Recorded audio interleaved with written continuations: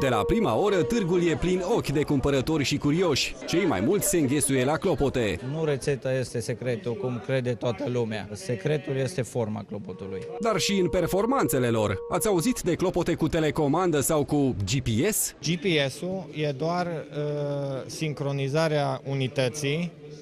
Cu timpul este un releu la Frankfurt care sincronizează timpul Europei.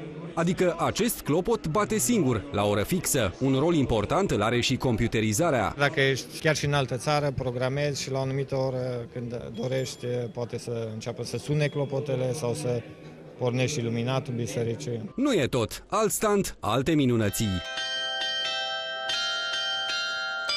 Totul e automatizat. Avem un program de analiză sonoră. Când limba lovește clopotul, putem să vedem toate sunetele pe care acel clopot le produce și observăm puritatea sonoră.